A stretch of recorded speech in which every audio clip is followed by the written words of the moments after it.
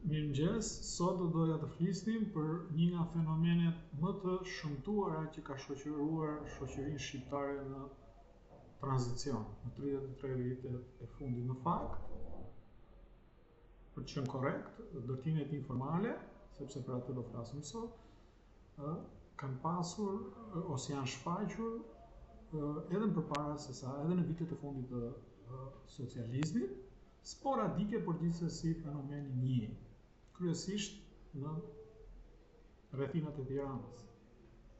Shumë i pakët, por ekziston. Por ishte tranzicioni i cili e ktheu atë në një fenomen gjerësisht të njohur dhe gjerësisht të përhapur.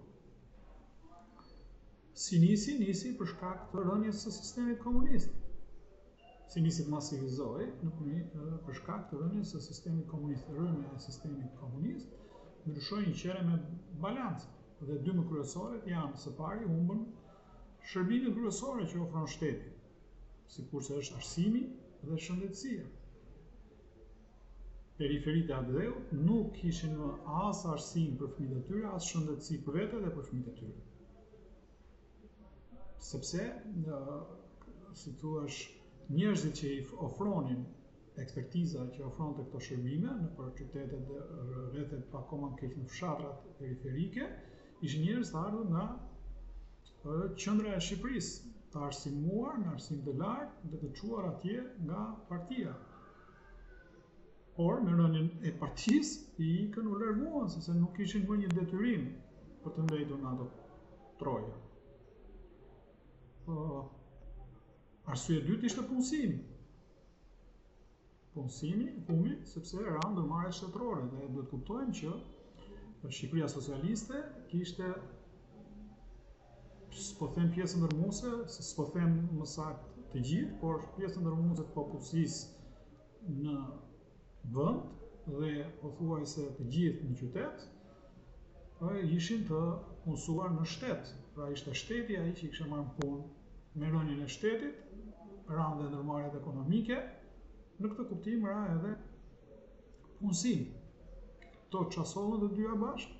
Sollën nevojën për t'u larguar nga vendet e origjinës, veçanërisht të njerëzve në pjesën periferike të Abdeut dhe veri apo jug, po përgjithsisht ose përsëpari në veri.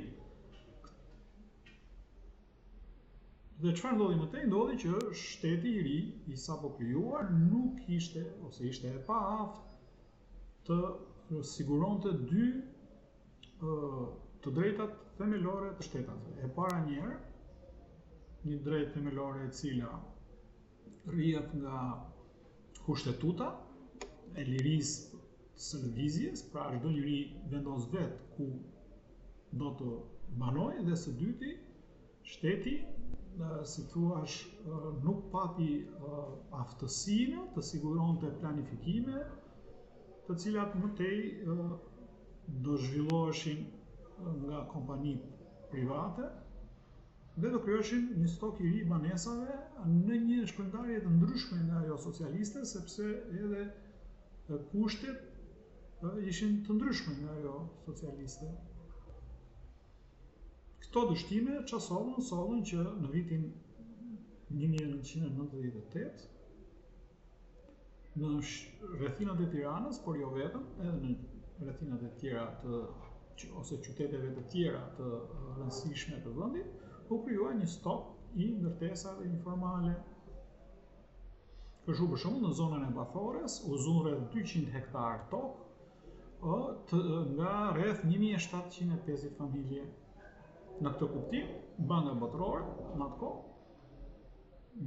e thritur sigurisht ose e kërkuar nga qeveria shqiptare e kohës, hartoi një ligj për dy zona pilot të rrethit Tiranës, të cilat ishin Bathorja në mos gaboj dhe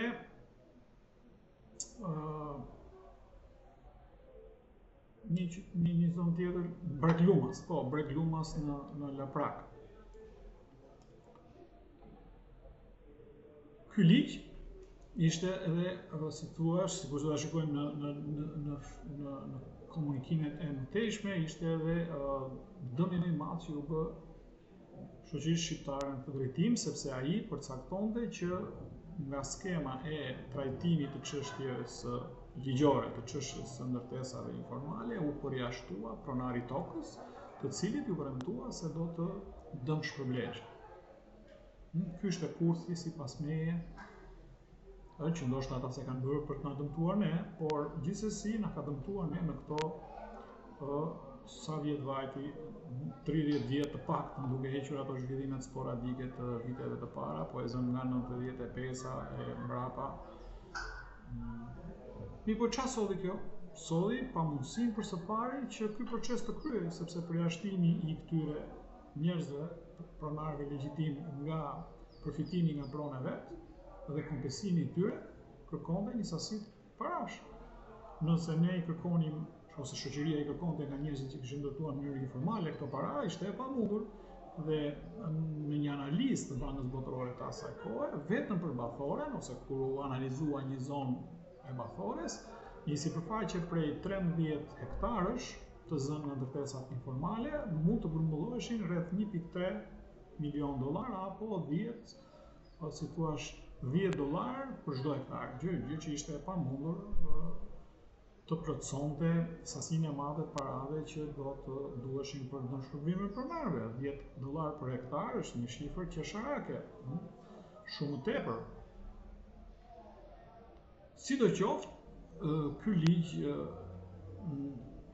nuk arriti dot ta trajtojë këtë çështje dhe nga viti 98 kur u bë kjo përpjekje deri në vitin 2004 kur qeveria socialiste mori si thua një iniciativë për ta rregulluar me legjislacion, në Tiranë ose në gjithë Shqipërinë ishin përhapur ndërtesat informale të cilat shkonin rreth ose preknin rreth 50% të popullsisë, zinin ose impaktonin rreth 350.000 familje, në të rësinë e tyre, sikur se na thon statistikat, ato ishin rreth 270.000 ndërtime informale që në atë kohë, pra në 2004-2005, vlenin rreth 6 miliard euro.